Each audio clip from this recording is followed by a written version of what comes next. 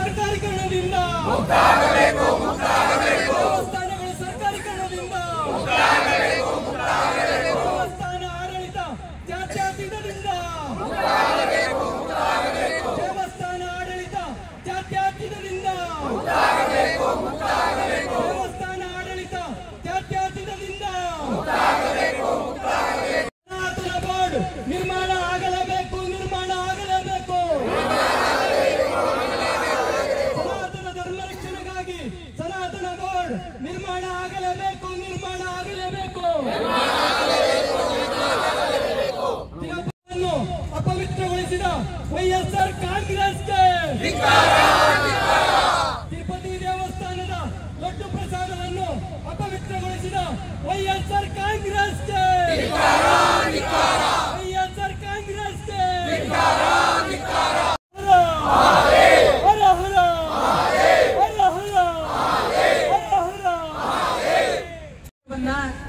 ಯಾವ ರೀತಿ ನಡೆಸಬೇಕು ಅನ್ನೋದನ್ನ ಹೇಳಿಕೊಡುವಂತ ಪರಿಸ್ಥಿತಿ ಇವತ್ತು ನಮ್ದಾಗಿದೆ. ಯಾವ ಮಟ್ಟಕ್ಕೆ ಹೋಗ್ತಿದೆ ನಮ್ಮ ಒಂದು ಭಾರತೀಯ ಸಂಸ್ಕೃತಿ, ಭಾರತೀಯ ವಿಚಾರ, ಧಾರ್ಮಿಕತೆ ಅಂತಕ್ಕಂಥದ್ದನ್ನು ಕೂಡ ಬಹಳ ವಿಚಾರ ಮಾಡತಕ್ಕಂಥ ಒಂದು ಪರಿಸ್ಥಿತಿ ಬಂದಿದೆ. ಈ ಒಂದು ಸರ್ಕಾರ ಬೇಕಾ ನಮಗೆ? ಸರ್ಕಾರ ಯಾಕೆ ಬೇಕು ಅಂತ ಒಂದು ಪ್ರಶ್ನೆ ಆಗ್ದಾಗ ಅದು ಪ್ರಶ್ನೆಯಾಗಿ ಉಳಿತಾ ಇದೆ ಇವತ್ತಿನ ದಿವಸ. ನೋಡಿ, ಕೇವಲ 4 ವರ್ಷಗಳ ಮುಂಚೆ ಶಬರಿಮಲೆಗೆ ಕೈ ಹಾಕಿದ್ರು, ಅಲ್ಲಿ ಅಪವಿತ್ರ ಮಾಡಲಿಕ್ಕೆ ಪ್ರಯತ್ನ ಪಟ್ಟರು, ನಡೆಯಲಿಲ್ಲ, ಭಗವಂತ ಸರಿಯಾದ ಶಿಕ್ಷೆ ಕೊಟ್ಟ.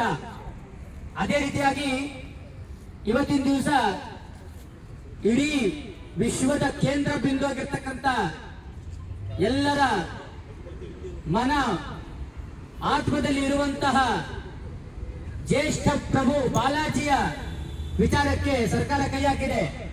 ಅಲ್ಲೂ ಕೂಡ ಅಪವಿತ್ರ ಮಾಡಿ ಭಾರತೀಯರನ್ನ ಒಗ್ಗಟ್ಟನ್ನ ಉಳಿಯುವಂತ ವಿಚಾರವನ್ನ ಪ್ರಯತ್ನವನ್ನ ಬಿಟ್ಟಿದೆ. ಯಾವಾಗ ನಮ್ಮ ಭಾರತದಲ್ಲಿ ಭಾರತೀಯರು ಒಗ್ಗಟ್ಟಾಗ್ತಾ ಇದ್ದಾರೆ ಅಂತ ಗೊತ್ತಾಗ್ತದೋ ಆಗ ಈ ಸರ್ಕಾರಗಳು ಏನ್ ಮಾಡ್ತವೆ, ಉಳಿಲಿಕ್ಕೆ ಪ್ರಯತ್ನ ಪಡ್ತದೆ. ಅದು ಕೂಡ ಪರಿಪಾಲನೆ ಮಾಡ್ತಾ ಇಲ್ಲ. ಹಾಗಾಗಿ ಈ ನಿಟ್ಟಿನಲ್ಲಿ ಬಾಲಾಜಿ ದೇವಸ್ಥಾನದಲ್ಲೂ ಕೂಡ, ಅಂದ್ರೆ ಎಲ್ಲಾ ದೇವಸ್ಥಾನ, ಕೇವಲ ತಿರುಪತಿ ತಿರುಮಲಕ್ಕೋಸ್ಕರ ನಾವು ಈಚೆ ಬಂದಿಲ್ಲ, ಇಲ್ಲಿ ನಿಂತ್ಕೊಂಡಿಲ್ಲ.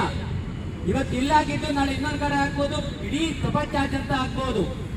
ಹಾಗಾಗಿ ಯಾವುದೇ ನಿಟ್ಟಿನಲ್ಲಿ ನೀವು ಕೂಡ ದೇಶದ್ರೋಹಿಗಳು ನಮ್ಮ ಭಾರತೀಯತೆಯನ್ನ ಮಡಿಲಿಕ್ಕೆ ಬಂದ್ರೆ, ನೀವು ಹೊಡಿಲಿಕ್ಕೆ ಬಂದಷ್ಟು ನಾವು ಜೇನುಗೂಡು ತರ ಹತ್ತಿರವಾಗ್ತೀವಿ ಹೊರತು ದೂರ ಆಗೋದಿಲ್ಲ ಅನ್ನೋ ಮಾತನ್ನು ಹೇಳ್ತಾ ಈ ಒಂದು ಹರ ಹರ ಹರ ಹರ happened in Tirupati has literally disturbed the core of the Hindus. What has happened in Tirupati has disturbed the core of more than crores of Hindus. It is very deplorable, and what we say today is it is time to free our temples. Enough is enough. The reason is, when secularism has, what we say is secularism has no business in dharmic areas.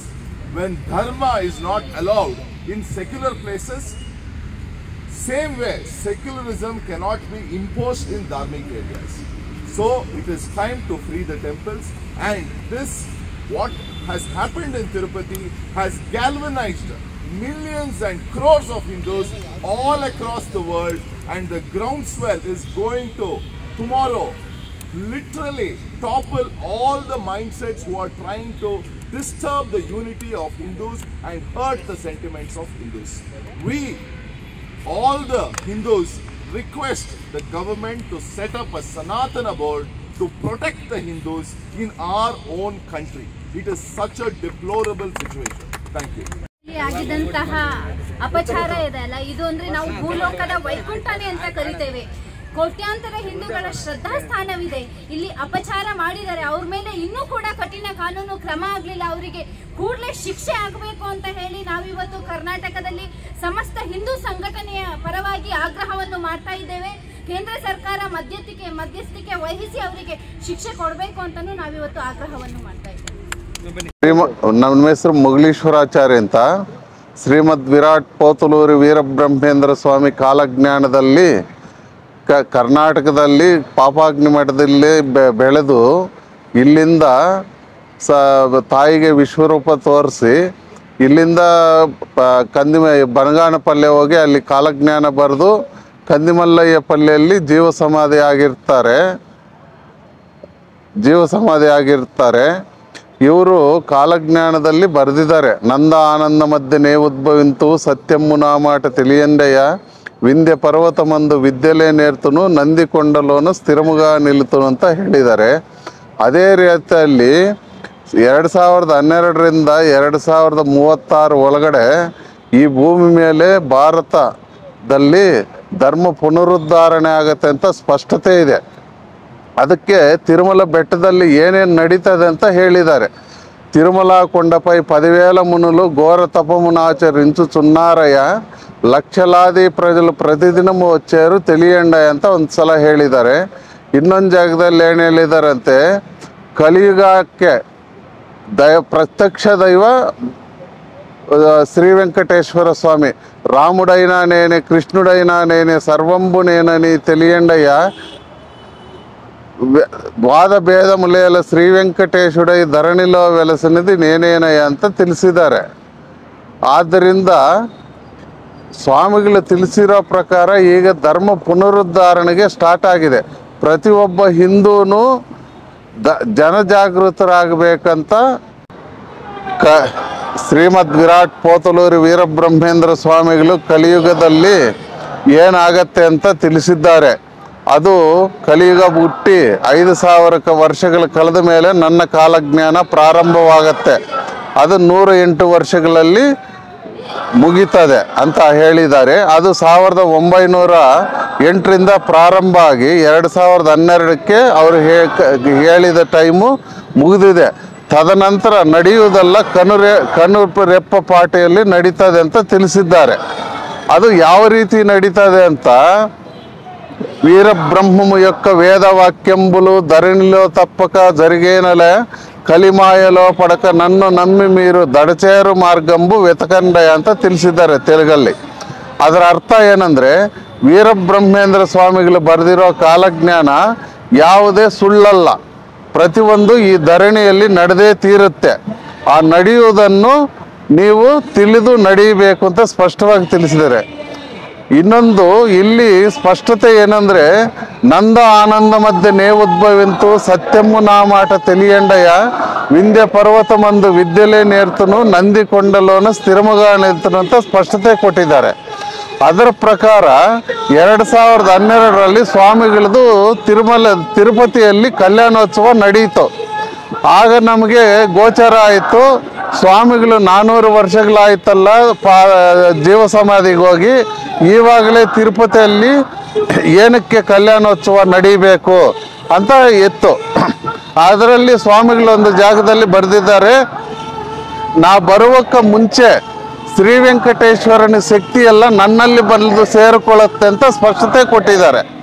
ಅದರ ಪ್ರಕಾರ 2012ರಲ್ಲಿ ಸ್ವಾಮಿಗಳಿಗೆ ಕಲ್ಯಾಣೋತ್ಸವ ತಿರುಪತಿಯಲ್ಲಿ ನಡೆಯಿತು. ಅಲ್ಲಿಂದ ಶುರುವಾಯಿತು ನಮ್ಮ ಭಾರತದಲ್ಲಿ ಏನು ನಡಿಬೇಕು ಅಂತ. ನಾವು ಅದನ್ನು ತಿಳ್ಕೊಂಡು 2014ರಲ್ಲಿ ಸೆಂಟ್ರಲ್ ಗೌರ್ಮೆಂಟ್ ಸರ್ವನಾಶ ಆಗುತ್ತೆ, ಅಲ್ಲಿ ಒಬ್ಬ ಸಾಧು ಸತ್ಪುರುಷ ಬರುತ್ತೆ ಅಂತ ಹೇಳ್ತಾ ಇದ್ವಿ. ಅದರ ಪ್ರಕಾರ ನಮ್ಮ ನರೇಂದ್ರ ಮೋದಿ ಅವರು ಸತ್ಪುರುಷರಾಗೆ ಬಂದಿರೋದು. ಅದು ಭಾರತ ದೇಶವನ್ನು ಅಗ್ರಸ್ಥಾನಕ್ಕೆ ಹೋಗುತ್ತೆ ಅಂತ 2012ರಿಂದ 2036 ಒಳಗಡೆ ನಮ್ಮ ಭಾರತ ದೇಶ ಅಗ್ರಸ್ಥಾನಕ್ಕೆ ಹೋಗುತ್ತೆ, ಯಾವುದೇ ರೀತಿಯಲ್ಲಿ ಸಂಶಯವಿಲ್ಲ. ಯಾಕಂದರೆ ನಾವು 2024ರಲ್ಲಿ ಪ್ರತಿಯೊಬ್ಬರ ಬಾಯಲ್ಲಿ ರಾಮನಾಮ ಬರುತ್ತೆ ಅಂತ ಹೇಳ್ತಾ ಇದ್ವಿ. ಆವಾಗ ರಾಮ ಮಂದಿರ ಕಟ್ತಾರ ಇಲ್ವ ಅಂತ ನಮಗೆ ಗೊತ್ತಿಲ್ಲ. ಆದರೆ ಏನಕ್ಕೆ ಹೇಳ್ತಾ ಇದ್ವಿ ಅಂದರೆ, ಅಲ್ಲಿ ಸ್ವಾಮಿಗಳು ಸ್ಪಷ್ಟತೆ ಕೊಟ್ಟಿದ್ದಾರೆ. ಇದು ಏನೆಂದರೆ, ನಂದ ಆನಂದ ಮಧ್ಯೆ ನೇವುದ್ಭವಿಂತು ಸತ್ಯಮ್ಮು ನಾಮಾಟ ತಿಳಿಯಂಡಯ್ಯ, ವಿಂಧ್ಯ ಪರ್ವತಮಂದು ವಿದ್ಯೆಲೇ ನೇರ್ತನು ನಂದಿಕೊಂಡಲೋನು ಸ್ಥಿರಮುಗ ನಿಲ್ತನು ಅಂತ ಹೇಳಿದ್ದಾರೆ. ಅದರ ಪ್ರಕಾರ ನಂದ ಆನಂದ ಮಧ್ಯೆ ಅಂತ 2024 ಮಧ್ಯಕಾಲ 12ರಿಂದ 36 ಮಧ್ಯೆ ಅಂದರೆ 2024. ಅಂದರೆ ಅಲ್ಲಿ ರಾಮ ಮಂದಿರ ಆಗತ್ತೆ ಅಂತ ನಮಗೆ ಗೊತ್ತಿಲ್ಲ ಅಷ್ಟೊತ್ತಿಗೆ ಏನಾಗತ್ತೆ ಅಂತ. ಆದರೆ 2024 ರಾಮನ ಪ್ರತಿಷ್ಠಾಪನೆ ಏನಕ್ಕಾಯಿತು? ಪ್ರತಿಯೊಬ್ಬರ ಬಾಯಲ್ಲಿ ರಾಮನಾಮ ಏನಕ್ಕೆ ಬಂತು ಅಂದರೆ ಹಿಂದೂ ಧರ್ಮ ಪುನರುದ್ಧಾರಕ್ಕೆ ನಾಂದಿ ಆಗುತ್ತೆ. ಕೃತಯುಗದ ಬರೋಕ್ಕೆ ಹತ್ತಿರ ಇದೆ. ನಾವು ಪ್ರತಿಯೊಬ್ಬರು ಜಾಗೃತರಾಗಬೇಕು. ಧರ್ಮ ಪುನರುದ್ಧಾರಣೆ ಆಗಲಿಕ್ಕೆ ನಾವು ಜಾಗೃತರಾಗಬೇಕು. ಇದರಲ್ಲಿ ಕೀಚಕ, ದುರ್ಯೋಧನ, ದುಶ್ಯಾಸನ, ಇವರು ಯಾರೋ ಶಿಶುಪಾಲ, ದಂತವಕ್ಷಲ, ಇವರೆಲ್ಲನೂ ನಮ್ಮ ಭೂಮಿ ಈಗ ರಾಜಕೀಯದಲ್ಲಿ ನಡೀತಾ ಇದ್ದಾರೆ. ಆದ್ದರಿಂದನೇ ನಮ್ಮ ದಕ್ಷಿಣ ಭಾರತದಲ್ಲೇ ಇದು ಹೆವಿ ಹಿಂದುತ್ವದ ಮೇಲೆ ತಾಂಡವ ದಾಳಿ ಆಗ್ತಾ ಇರೋದು. ಇದೆಲ್ಲಾನು ನಾಶ ಆಗೋ ಸಮಯ ಹತ್ತಿರ ಬಂದಿದೆ. ಆದ್ದರಿಂದ ನಮ್ಮ ಹಿಂದುತ್ವವನ್ನು ಎತ್ತಿ ಹಿಡಿಯುವುದಕ್ಕೆ ಪ್ರತಿಯೊಂದು ಹಿಂದೂ ಪ್ರಜೆಯನ್ನು ಮುಂದೆ ಬರಬೇಕಂತ ನಮ್ಮ ಕಳಕಳಿಯ ವಿನಂತಿ.